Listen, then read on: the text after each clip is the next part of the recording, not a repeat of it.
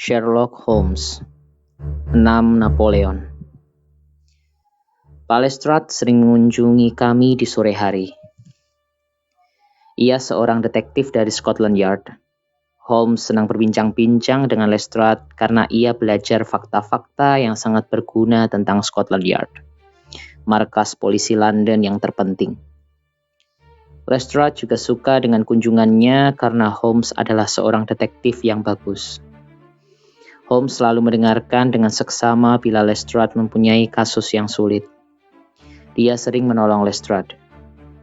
Pada suatu sore, Lestrade membahas tentang cuaca dan hal-hal lain yang tidak begitu penting. Tiba-tiba ia menghentikan pembicaraannya dan duduk terdiam. Holmes tertarik pada kesunyiannya. "Apakah Anda mempunyai kasus yang menarik untuk saya?" Holmes bertanya. "Oh, tidak ada sesuatu yang penting, Pak Holmes," kata detektif itu. Holmes tertawa. "Ceritakanlah pada saya mengenai hal itu," kata Pak Holmes. "Baiklah Pak Holmes, memang ada sesuatu tetapi kelihatannya tidak begitu penting. Saya tidak akan menyulitkan Anda dengan hal ini. Saya tahu Anda suka dengan masalah-masalah yang sulit. Tetapi saya pikir ini mungkin menarik untuk Dr. Watson daripada Anda." Saya heran ketika Lestrade berkata seperti itu. Saya suka menolong Sherlock Holmes sehubungan dengan pekerjaannya sebagai detektif. Tetapi saya sesungguhnya seorang dokter, bukan detektif. Oleh karena itu saya bertanya, "Ada apa? Apakah ada seseorang yang sakit?" "Ya, saya kira ada seseorang yang amat sakit," Lestrade menjawab. "Saya pikir dia benar-benar gila. Seseorang telah mencuri patung Napoleon Bonaparte yang sangat murah dan memecahkannya. Saya kira dia benci pada Napoleon. 4 hari yang lalu, ia mendatangi sebuah toko di Jalan Kensington. Pemilik toko itu bernama Morse Hudson, dan dia menjual lukisan-lukisan dan barang-barang seni lainnya. Ketika penjaga toko sedang sibuk, orang gila itu masuk. Dia mengambil sebuah patung Napoleon, memecahkannya menjadi berkeping-keping, kemudian melarikan diri. Tidak ada seorang pun yang melihat wajahnya." "Mengapa Anda begitu tertarik dengan hal ini?" kata Holmes. "Karena dia melakukan lagi," jawab Lestrade. "Kemarin dia memasuki rumah seorang dokter bernama Dr. Pernicot. Dokter itu sangat tertarik dengan Napoleon. Dia tinggal dekat dengan toko milik Morse Hudson, dan dia membeli 2 patung Napoleon dari toko itu. Dia menyimpan sebuah patung di rumahnya, dan yang lainnya ia simpan di kantornya yang berjarak 2 mil dari rumahnya. Pencuri itu mengambil patung dari rumahnya dan menghantamkannya pada dinding kebun. Dia kemudian pergi ke kantor pada jam 12. Dia juga terkejut karena patung yang kedua juga pecah. Pecahannya berserakan di seluruh ruangan." "Ini lebih menarik lagi," kata Holmes. "Sekarang katakan pada saya, apakah ketika patung itu sama persis?" "Ya, sama persis." "Oh, begitu. Mengapa orang itu memilih ketika patung itu? Saya yakin ada ratusan patung seperti itu di London. Saya menduga pencuri itu hanya tertarik pada patung-patung itu, bukan pada Napoleon," kata Holmes. "Mungkin saja," jawab Lestrade. "Tapi yakinkah kita? Tidak ada toko lain yang menjual patung seperti itu di London. Mungkin orang gila itu tinggal di daerah itu dan mulai mencuri patung yang terdekat. Bagaimana menurut Anda, Dr. Watson? Mungkinkah ada seseorang yang begitu benci pada Napoleon?" "Ya, mungkin saja," jawab saya. Kemudian saya bercerita tentang beberapa contoh menarik dari sejarah pengobatan. Saya berkata lagi, "Tapi bagaimana caranya orang gila itu bisa tahu di mana tempat ketika patung itu?" "Sangat menarik. Katakan pada kami, Pak Lestrade, jika Anda mendapat perkembangan baru," kata Sherlock Holmes. Pagi berikutnya ketika saya sedang berpakaian, Holmes masuk ke kamar saya. "Lestrade ingin segera bertemu kita. Dia ada di sebuah rumah di daerah Kensington," kata Holmes. Saya segera berpakaian. Kami minum kopi bersama, lalu pergi ke Kensington. Rumah itu terletak di jalan yang cukup sepi, tetapi tidak jauh dari pusat keramaian London. Pagi itu ada banyak kerumunan orang berdiri di luar. Lestrade sedang menunggu kami. Dia kelihatan sangat serius. Saya perhatikan ada banyak darah di luar pintu depan rumah itu. Lestrade menyuruh kami masuk. Di sana kami bertemu Horace Harker. Dia tinggal di sana, dia bekerja pada sebuah surat kabar dan hari ini dia mempunyai berita yang bagus. Tetapi ia tak dapat menulisnya. Ia sangat ketakutan. Ceritakan pada kami apa yang Anda tahu, Pak Harker, kata Lestrade. Saya terbangun karena mendengar jeritan keras. Kira-kira jam 3 pagi ini, katanya. Saya sangat takut, tapi saya pergi ke ruang bawah. Tidak ada seorang pun di ruangan itu, tapi jendela terbuka dan patung Napoleon saya tidak ada lagi di sana. Oleh karena itu, saya membuka pintu depan untuk memanggil polisi. Saya menemukan mayat seorang laki-laki di sana. Ia berlumuran darah. Tiba-tiba saya merasa sakit. Siapa laki-laki yang meninggal itu? Tanya Holmes. Kami tidak tahu, jawab Lestrade. Dia mempunyai peta jalan-jalan di London dan foto seorang laki-laki yang wajahnya sangat jelek di mukanya. Dia mempunyai peta jalan-jalan di London dan foto seorang laki-laki yang wajahnya sangat jelek di sakunya. Ada pisau kecil di dekatnya, tapi saya tidak tahu apakah dia dibunuh dengan pisau itu. Bagaimana dengan patung Napoleonnya? Tanya Holmes. Kami menemukannya cukup dekat dari sini. Tepatnya di kebun rumah kosong, kata Lestrade. Patungnya pecah seperti lainnya. Lestrade mengajak kami melihat patung yang pecah itu. Pak Harker tinggal di rumah. Dia mulai merasa lebih baik dan ingin menulis berita untuk surat kabar. Tidak berapa lama kami tiba di rumah kosong. Pecahan patung itu tergeletak di atas rumput dekat tembok kebun. Holmes mengambil beberapa potongan dan memperhatikannya dengan teliti. Bagaimana menurut Anda? Tanya Lestrade. Holmes menoleh padanya. Ada banyak pekerjaan yang harus kita lakukan, katanya. Tetapi ada beberapa pertanyaan menarik yang harus kita pikirkan. Misalnya, mengapa laki-laki itu membunuh seseorang hanya karena patung murahan seperti ini? Jika ia ingin memecahkannya, mengapa ia tidak memecahkannya di rumah Pak Harker? Mengapa ia membawanya lari? Mungkin ia membawanya pergi karena tidak ingin Pak Harker mendengarnya, jawab Lestrade. Mungkin itu alasannya, kata Holmes. Tetapi mengapa ia harus membawanya ke rumah ini, bukan ke rumah yang lain? Tanya Holmes. Karena rumah ini kosong, jawab Lestrade. Akan tetapi ada rumah kosong lain di jalan ini. Tepatnya di dekat rumah Pak Harker. Mengapa ia memecahkannya di sini? Saya sungguh-sungguh tidak tahu, jawab Lestrade lagi. Holmes menunjuk lampu jalan di atas kepala kami. Ia dapat melihat apa yang ia lakukan di sini. Kebun yang ada di rumah lainnya terlalu gelap. Benar, kata sang detektif. Kemudian ia bertanya lagi. Bagaimana hal ini dapat membantu kita, Pak Holmes? Saya ingin tahu siapa laki-laki yang meninggal ini. Saya perlu tahu mengapa ia ada di Kensington tadi malam. Lalu saya akan mengetahui siapa yang telah membunuhnya di luar rumah Pak Harker.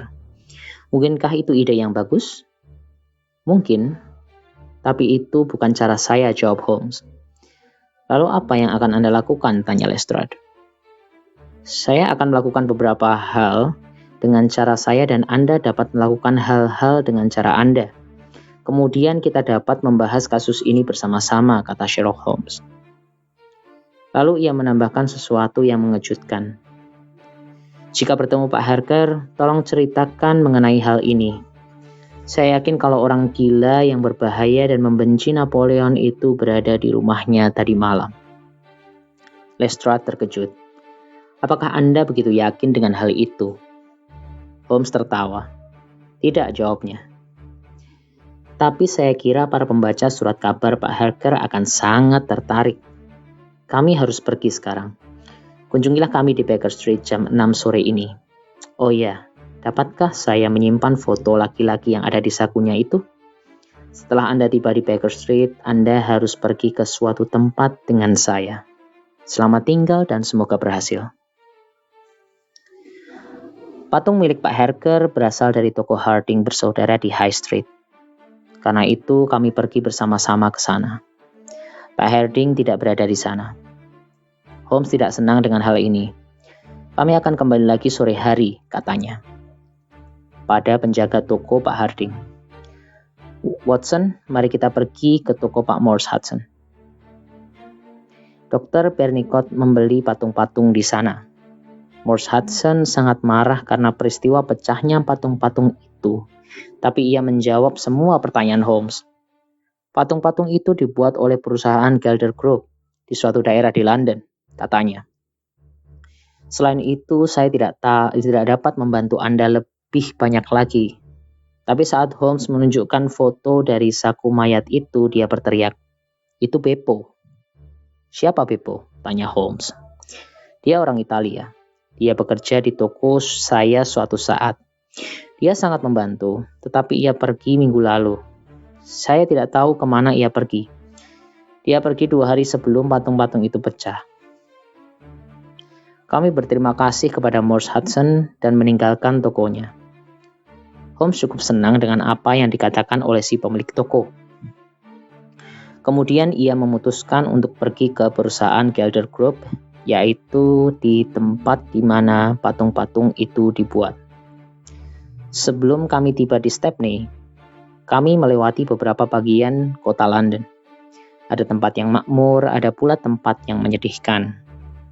Dulu Stepney merupakan tempat yang makmur, tapi sekarang orang-orang miskin tinggal di sana. Banyak di antara mereka datang dari negeri lain. Kami segera menemukan perusahaan Gelder Group. Kami berbicara pada orang Jerman. Dulu kami membuat ratusan patung, tapi tahun ini kami hanya membuat 6. 3 di antaranya dijual pada Morse Hudson, dan 3 lainnya dijual ke Pak Harding. Patung-patung itu dibuat murah dan biasanya dikerjakan oleh pekerja Italia, katanya. Ketika ia menunjukkan sebuah foto orang Italia kepadanya, ia menjadi marah. Dia orang jahat. Namanya Beppo dan dia bekerja di sini untuk saya. Tapi itu lebih dari setahun lalu, katanya lagi. Mengapa ia pergi? Holmes bertanya. Dia mencoba membunuh orang Italia dengan pisau di jalan, jawabnya. Polisi mengikutinya dan menangkapnya. Orang Italia yang diserang itu tidak mati sehingga Beppo dikirim di penjara hanya 1 tahun. Salah satu temannya bekerja di sini sekarang. Apakah Anda ingin bicara dengannya? Tidak, jawab Holmes. Jangan katakan apapun padanya, ini sangat penting. Ya, baiklah, kata orang itu. Saya punya satu pertanyaan lagi, kata Holmes. Tertulis di sini di buku Anda kalau Anda menjual patung-patung itu pada tanggal 3 Juni tahun lalu. Kapan polisi mencari Beppo? Masih ingatkah Anda? Ya, saya terakhir kali membayar Beppo tanggal 20 Mei tahun lalu. Dan kejadian itu terjadi tidak lama setelahnya. Anda sangat membantu saya, kata Holmes. Saya harus pergi sekarang. Ingat, jangan katakan apapun pada teman Beppo. Karena sudah terlalu sore dan kami sangat lapar, lalu kami berhenti di sebuah restoran.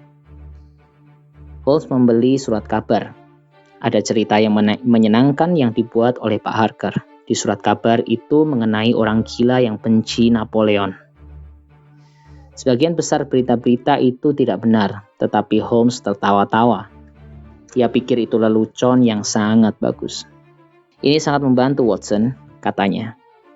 Saya sungguh tidak mengerti apa maksudnya. Tapi saya juga menertawakan cerita konyol itu. Setelah makan kami pergi ke Harding bersaudara. Pak Harding adalah laki-laki yang berperawakan kecil dan ia sangat sibuk. Ia menjawab pertanyaan kami dengan cepat dan jelas. Ketika patungnya sudah dijual pada Pak Harker di Kensington, Pak Josiah Brown di Chiswick, dan Pak Sandeford. Pak Sandeford tinggal di luar kota London, tepatnya di kota Reading. Holmes kelihatan sangat tertarik dengan jawaban Pak Harding, dan ia sangat berterima kasih karenanya. Kami cepat-cepat kembali ke Baker Street karena sudah malam dan kami harus bertemu Lestrade. Lestrade sudah menunggu kami saat kami tiba. Dia sangat senang rupanya. Sudahkah Anda menemukan sesuatu, Pak Holmes? Tanya Lestrade. Ya, kami sekarang tahu banyak tentang patung-patung itu, jawab Holmes. Patung, kata Lestrade. Kemudian ia tertawa dan berkata, saya tahu Anda seorang detektif yang pandai, Pak Holmes. Saya pikir Anda telah menemukan sesuatu yang lebih daripada itu. Apa yang Anda temukan? Saya tahu identitas mayat itu dan saya sudah menemukan motif pembunuhan orang itu, jawab Lestrade. Bagus, Pak Lestrade. Holmes menunggu sambil tersenyum. Lestrade meneruskan kata-katanya. Kami punya seorang detektif di Scotland Yard yang tahu banyak tentang orang-orang Italia yang ada di London. Dia kenal baik dengan orang ini. Namanya Pietro Fenucci. Ia seorang pencuri dan sangat berbahaya. Fenucci bekerja untuk mafia. Ia menghukum orang-orang yang melanggar aturan mafia. Itu pekerjaannya. Biasanya ia membunuh mereka. Saya menduga orang yang ada di foto itu telah melanggar aturan. Fenucci membuntutinya, kemudian mereka berkelahi dan Fenucci terbunuh. Holmes tersenyum dan berkata, bagus, Pak Lestrade, sangat bagus. Tapi saya masih tidak mengerti mengapa patung-patung itu dipecahkan. Lestrade hampir berteriak pada Holmes, katanya. Patung itu tidak penting. Tidak dapatkah Anda melupakannya, Pak Holmes? Seseorang hanya akan dipenjara selama 6 bulan karena memecahkan patung-patung itu. Pietro Fenucci sudah mati, itu yang menarik bagi saya. Saya mengerti, Pak Lestrade, kata Holmes dengan tenang. Apalagi yang akan Anda lakukan, Pak Lestrade? Saya ingin pergi ke tempat di mana orang-orang Italia tinggal. Saya ingin menemukan laki-laki yang ada di toko itu. Apakah kamu ingin pergi bersama saya? Kelihatannya Holmes tidak begitu tertarik. Tidak, terima kasih. Saya kira kami dapat menemukannya dengan lebih mudah di tempat lain malam ini. Sungguh? Di mana? Di suatu daerah di Chiswick. Jika Anda bergabung dengan kami malam ini, saya akan pergi dengan Anda besok, kata Holmes. Lestrade heran, namun ia setuju. Kami bertiga makan malam lebih awal, kemudian kami istirahat sampai jam 11. Holmes tidak istirahat. Ia menghabiskan waktu di ruangannya melihat-lihat beberapa koran lama. Saya pikir dia sedang mencari beberapa informasi tentang Fenucci dan Beppo. Saya dan Lestrade bangun jam 10:30. Holmes sudah menunggu kami, dia meminta saya membawa senjata. Saya perhatikan dia membawa tongkat kesayangannya. Kami segera menuju Chiswick. Holmes membawa kami memasuki sebuah rumah besar di jalan yang gelap. Rumah itu begitu gelap dan sunyi. Penghuninya mungkin sudah tertidur lelap. Saya senang karena hari ini tidak turun hujan, bisik Holmes. Mungkin kita harus menunggu lama. Kita tidak boleh merokok dan harus diam. Saya harap kita bisa menemukan sesuatu malam ini. Kami hanya menunggu selama 5 menit. Pintu gerbang terbuka dan seorang laki-laki tiba-tiba muncul. Ia berlari menyusuri jalan setapak menuju rumah. Kami tidak dapat melihat wajahnya karena tempat itu terlalu gelap dan ia bergerak cepat sekali. Dia menghilang di kegelapan dan kami menunggu dalam kesunyian. Kemudian kami mendengar suara jendela dibuka dengan sangat perlahan. Lalu kami melihat cahaya kecil di ruang depan rumah itu. Mari kita buka jendela itu. Lalu kita dapat menangkapnya saat dia keluar, kata Lestrade. Tapi sebelum kami bergerak, laki-laki itu keluar lagi. Dia membawa sesuatu. Dia melihat sekitar. Kelihatannya dia tidak melihat seorang pun mengawasinya. Tiba-tiba ada suara benda jatuh saat dia menghantamkan sesuatu ke dinding. Kami segera lari. Holmes lompat ke atas punggungnya dan orang itu jatuh tersungkur di tanah. Saya dan Lestrade segera menolong Holmes. Saya siap dengan senjata saya. Dalam waktu singkat, laki-laki itu menjadi tawanan kami. Ia memandang kami, wajahnya sangat jelek. Kami dapat melihat kalau ia merasa terkejut dan marah. Saya segera menyadari kalau dia adalah laki-laki yang ada di foto itu. Saat kami memegang laki-laki itu, Holmes melihat pecahan-pecahan patung Napoleon itu. Ia mengangkat setiap pecahan dan melihatnya dengan teliti di bawah cahaya. Seseorang menyalakan lampu-lampu di dalam rumah itu. Kemudian, seorang laki-laki gemuk dan pendek memakai kaos dan celana panjang menghampiri Holmes. "Bukankah Anda Pak Sherlock Holmes?" tanyanya sambil menyungging senyuman.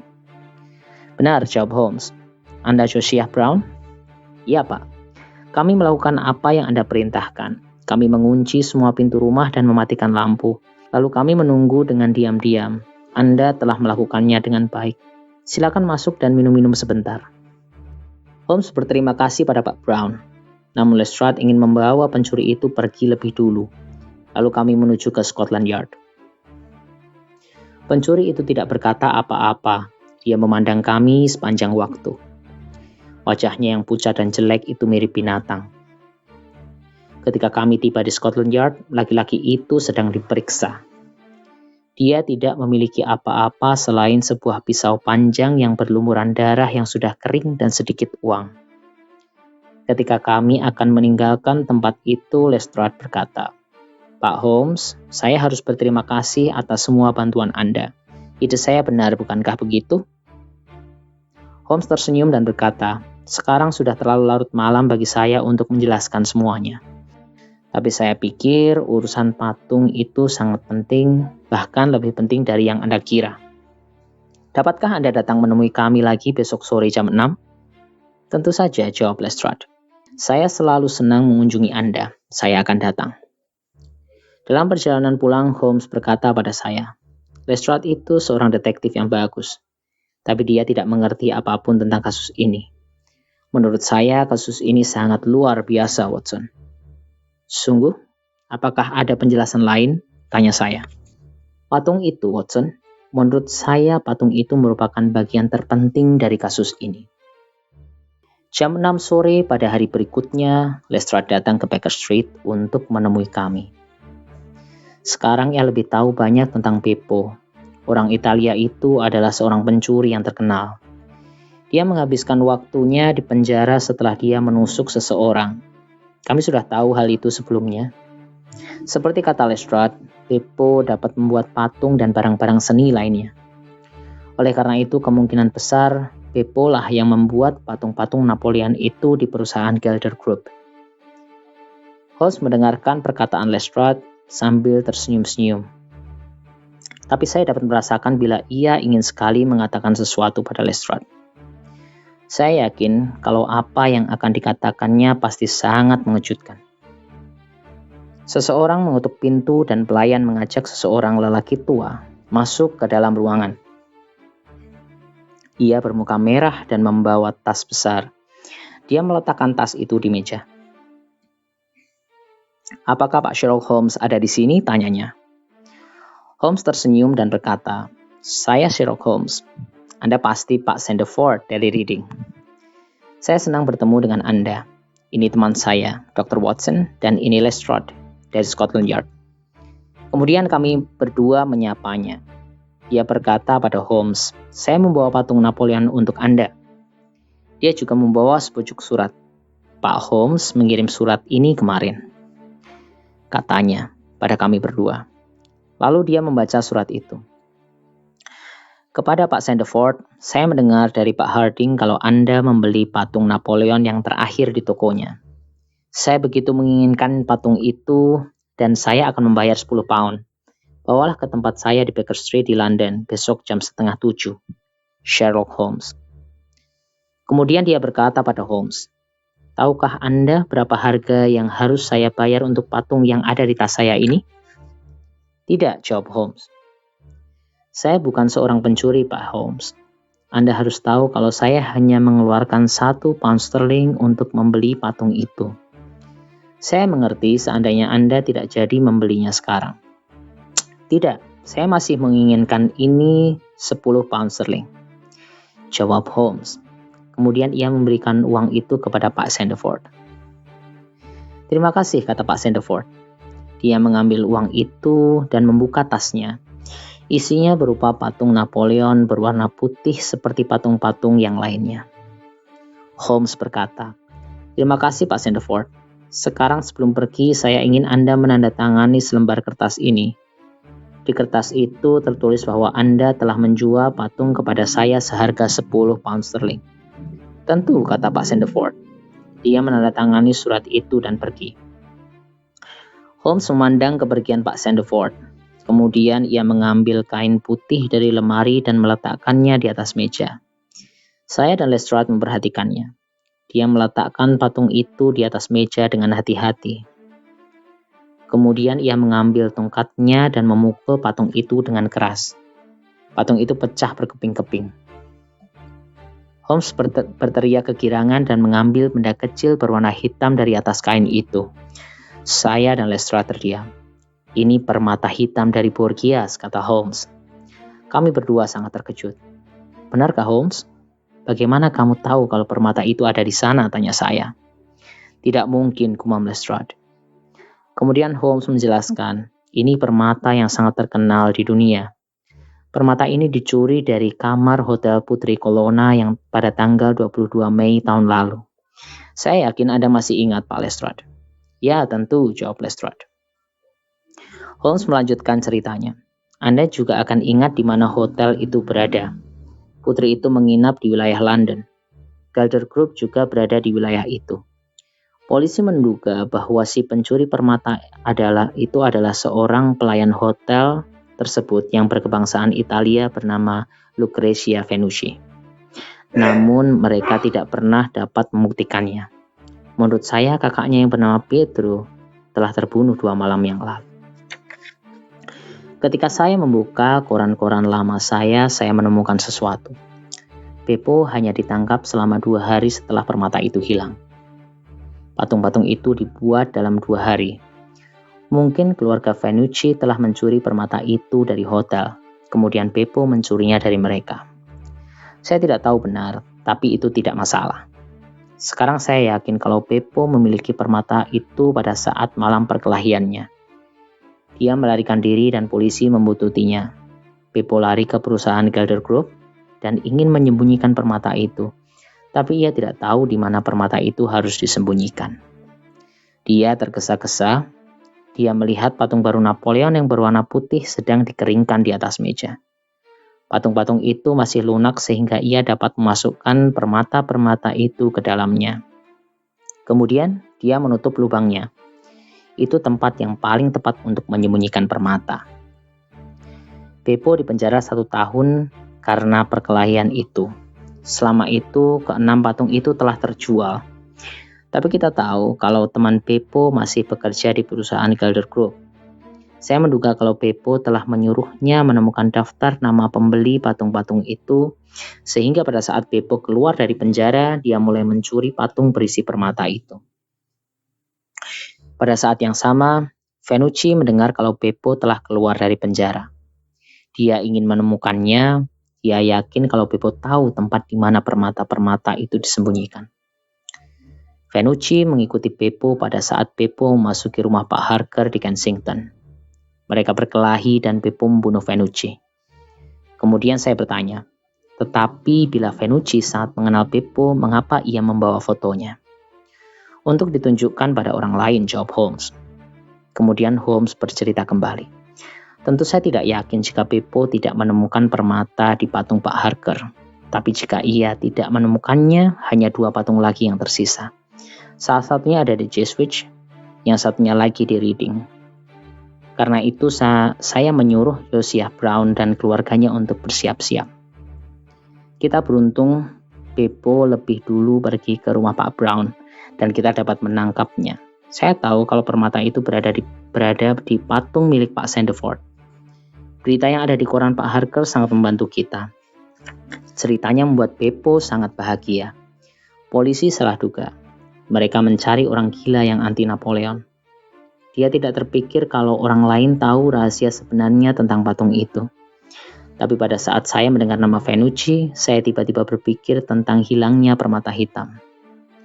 Pak Holmes, saya telah melihat pekerjaan Anda di banyak kasus sebelumnya, tapi ini yang terbaik. Saya yakin bila teman-teman saya di Scotland Yard akan sangat tertarik dengan kasus ini. Mereka juga akan tertarik dengan cara Anda memecahkannya. Dapatkah Anda datang dan menemui mereka besok? Mereka akan sangat senang berbicara dengan Anda. Dengan senang hati, saya akan datang. Terima kasih, kata Pak Holmes. Terima kasih, Pak Holmes. Anda telah menolong saya dalam memahami kasus ini, dan Anda telah menemukan permata hitam yang terkenal itu untuk saya, kata Lestrade. Holmes tersenyum pada detektif polisi itu. Dia tidak tahu harus berkata apa. Kemudian tiba-tiba wajahnya berubah. Watson, sekarang kita harus melakukan beberapa pekerjaan. Ini bukanlah satu-satunya kasus kita. Selamat tinggal, Lestrade. Jika kamu punya beberapa kasus kecil lagi, hubungi saya. Saya akan membantu jika saya mampu.